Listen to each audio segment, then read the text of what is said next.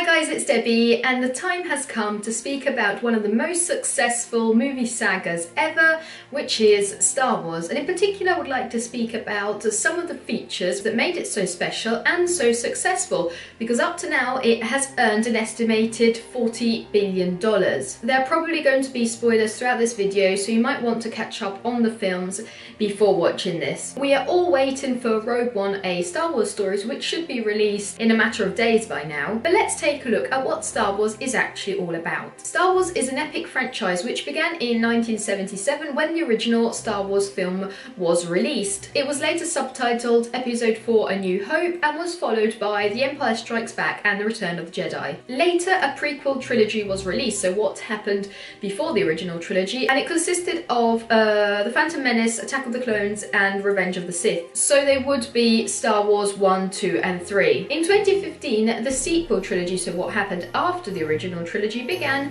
with Star Wars The Force Awakens. Rogue One, which we are all awaiting, is part of a series of anthology films and should be set sometime before the original trilogy. Most of the events in Star Wars take place in a fictional galaxy. The galaxy consists of different planets inhabited by creatures belonging to different species. So we have human species, we have droids, we have animal-looking species, we have alien-type creatures. I personally find this a beautiful feature because all these characters live together in this wonderful melting pot of languages and cultures. For example, if we look at any meeting of the members of the Resistance, we can see members belonging to completely different species. There are humans and creatures belonging to completely different parts of the universes. We have common people, Jedi Masters, aliens, humans, animal-type creatures, and altogether they have that teamwork spirit. And in Star Wars, we always have the feeling that the galaxy will be saved and protected by a group of these heterogeneous, humble creatures which work together as a team. The heroes often aren't powerful and well-known figures in the galaxy. Obviously, they are helped by powerful Jedi Masters, but take a look, for example, at Finn, which at first definitely doesn't give us the impression of a great fighter. Or look at Rey, a simple scavenger. And also throughout the film, the characters stress the importance of the droids, which aren't considered simple human-built slaves, but they are vitally important for the missions. So one of the first features which makes Star Wars such a great saga is this teamwork made of characters which are completely different from one another, but all have this common goal of the greater good. Some very important characters in the saga are the Jedis and the Siths. Both Jedis and Siths know how to use what is called the Force. The Force is a sort of energy that surrounds all the characters, but which only these particular people can use. The Siths use the dark side of the Force to enslave,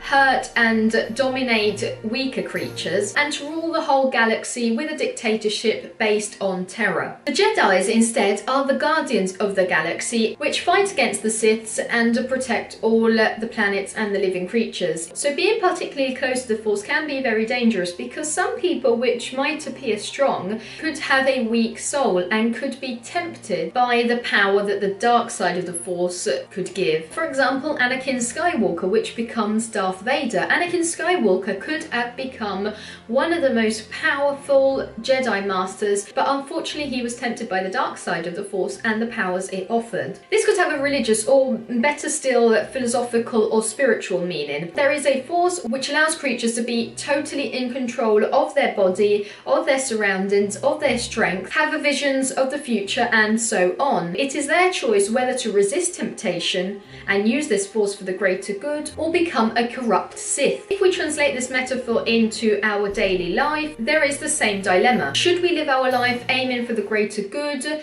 making the right choices, or should we become greedy and desire always more power to the point of hurting humans and our planet? Obviously, for now, we don't have spaceships blasting off planets as they make their way through the galaxy, but if we take a look again at characters, for example, Anakin Skywalker, they were so human before, they were so good, they were just tempted by the powers that the dark side of the Force could offer, just like some dictators in our recent past which couldn't resist a the temptation of dominating over millions of people. And if we analyse this concept visually, in Star Wars we find a lot of images which are particularly similar to the propaganda used in these dictatorships in our past. Constant images, logos, symbols and repetitive colour schemes. And if we take a look at some scenes in The Force Awakens, they are strikingly similar to Nazi rallies. So another important theme in Star Wars is this concept of the greater good and making the right choices. The franchise also had a lot of success because we feel part of the resistance. We cheer on our favourite characters as if we were taking part in their missions, but it also had success because it engages us with the concept of terror. We enjoy watching our favourite characters saving the galaxy, and every time the Siths appear more vicious and evil, the resistance appears even more heroic. So the whole series really is engaging. Also, we are dragged into the story and we will never abandon it because of the huge amount of background information. We could stay for hours and hours connecting all the dots, thinking about why a character said a particular sentence and observing all the details in the films. These are elements that we can also find in two other successful sagas,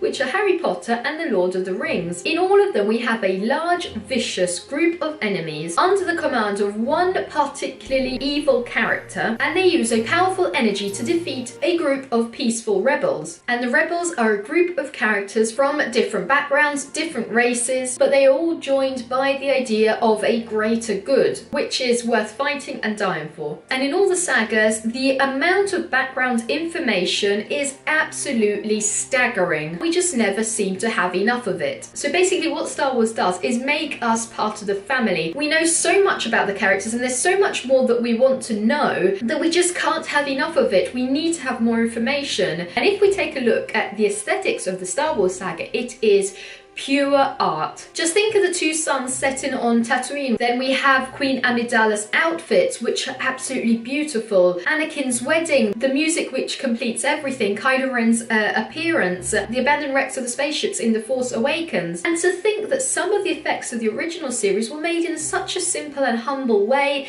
it is incredible to realise just what the crew members have managed to achieve. I also think that Star Wars has had such a huge success because the latest film, and I think also Rogue One, have been trying to keep all the nostalgia from the first films. So when I was saying before, for example, the wrecks of the spaceships, they aren't just some simple wrecks. When Rey is walking out of one of them, it just immediately makes us think of the first Star Wars series. It also has a series of women, Padme, Rey and Leia, which are strong, independent women.